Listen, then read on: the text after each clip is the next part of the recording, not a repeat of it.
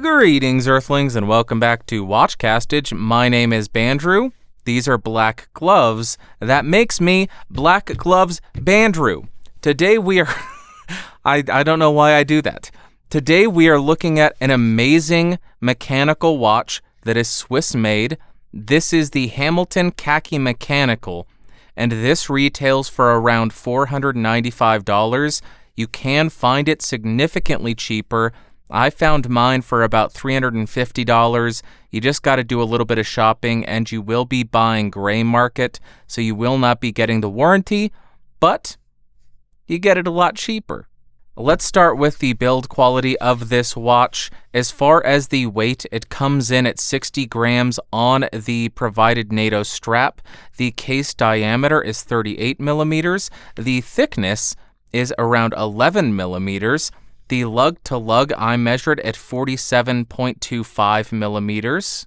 The lug width, or the size of the strap you'll use, is 20 millimeters, and we do have drilled lugs on this to make changing of the strap easier, or at least adding a proper strap, because changing NATO straps, you don't need to take out the spring bars. Very easy to change like that, but they do have drilled lugs. Very good. Then as far as the water resistance, it is 50 meters on this watch. You do not have a screw down crown because this is a manual wound watch. You also have a screw on non-display case back. The sapphire is going to be an ever so slightly domed sapphire crystal. You can see that right there. Very robust, very durable. You can see that the case does have some nice downturn to the lugs, so it will fit pretty nicely to your wrist. The case is made out of stainless steel, and if this matters to you, it is going to be a Swiss-made watch. Next, let's talk about the finishing of the watch, and the entire case is going to be bead blasted. We're done. No, really, it is all bead blasted. It is not flashy, it is not reflective, because for a field watch, you don't want it getting too shiny and giving away your location, although the crystal is pretty reflective, so kind of counterintuitive there. The strap that it comes on is going to be a nylon NATO, and it has these leather accents and holders. The buckle on the strap is going to be more of a satin finish, and it is printed with Hamilton right there. Then when we look at the non-screw down crown, you will see that it is signed with the Hamilton H, and the crown is incredibly easy to manipulate and wind up, which is exactly what you would want. It has some really nice edges there to make it easy to grip. Then when it comes time to look at the dial, it is very basic. This is a standard looking field watch. It's listed as a black dial, but to my eyes it looks a little bit more green. Along the outside of the dial you will see a 60-minute track, but at every hour you have a little triangle which is faux patina lume. All the other 60-minute markers are going to be printed white. On the inside of that you will have a 12-hour track which is much larger and also printed white. Inside of that, you will see the 13, 14, 15, 24-hour track, so you can tell military time much more easily. You don't have to do the math. Then beneath the 12 and 24-hour mark, you will see the Hamilton logo printed on there. And I also want to make it abundantly clear, everything on this dial is printed. There is nothing that is applied. It is very basic. On either side of the triangle, located at the 6 o'clock, you will see Swiss and made, so you can brag to people that you're wearing a Swiss-made watch. And then when we look at the handset, it is somewhat of a sword style, maybe a sword and a syringe, and the handset is printed white, but on the inside of the hour and the minutes hand, you have that same faux patina. It is not the exact same color as the hour triangles, but it is pretty close, and it is going to be loomed, and you have an arrow second hand with a little bit of that same faux patina at the very tip. As mentioned, you do have a screw-on case back, and that is going to be a stainless steel with basic information on there, and that really nice printed-on Hamilton H logo.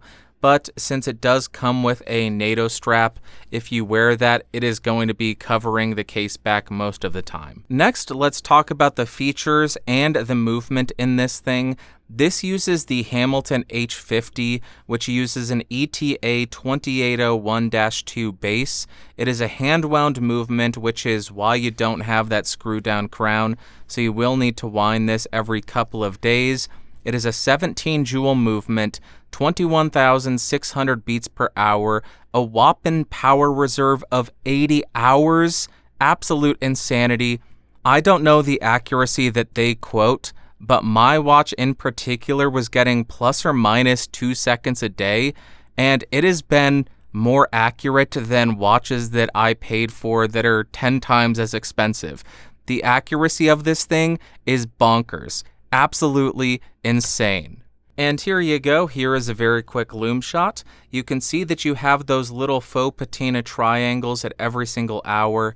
You have a little bit of Lume in the second hand in the tip, and then you have plenty of Lume on the hour and the minutes hand. Unfortunately, there isn't much in terms of orientation, so if you look at this in the middle of the night and it's on your nightstand, you're not going to be able to tell what the time is unless you pick it up and feel where the crown is to get the orientation. And here is how the watch looks on my 18-ish centimeter wrist. You can see that it fits very nicely. There is no overhang on either side of my wrist, and it just fits really well. Doesn't sit too tall. A little bit taller because it does have that little bump from the NATO strap, but nothing out of the ordinary there. As we rotate around, you can see Hamilton on the buckle, and there you go, 18 centimeter wrist right there. Now let's get into the more subjective part of this video, and we'll start with the pros. The main pro for me is the accuracy on this thing. Plus or minus 2 seconds a day is absolute insanity. I don't know if I got extremely lucky. I don't know if Hamilton has some witchcraft in these watches, but plus or minus 2 seconds a day for a $500 hand-wound mechanical watch, that shouldn't be a thing, but it is, and I love it. Secondly, the 80-hour power reserve. There have been times where I've had this on my dresser and picked it up, knowing full well that I would have to wind it up and reset the time. I didn't have to do it. The watch was still ticking away.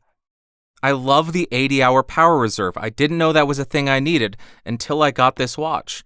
And lucky for me, this was one of the first mechanical watches that I got. This was my quarantine watch, and it kind of spoiled me. 80 hours and plus or minus 2 seconds a day, hard to beat that. And lastly, how thin it is. It is just a pretty thin, nicely fitting watch. It is robust. It is a field watch. Not too fancy, not too bulky, just sits well on the wrist. And then we get to the cons, and the main issue that I have with this is 50 meters of water resistance.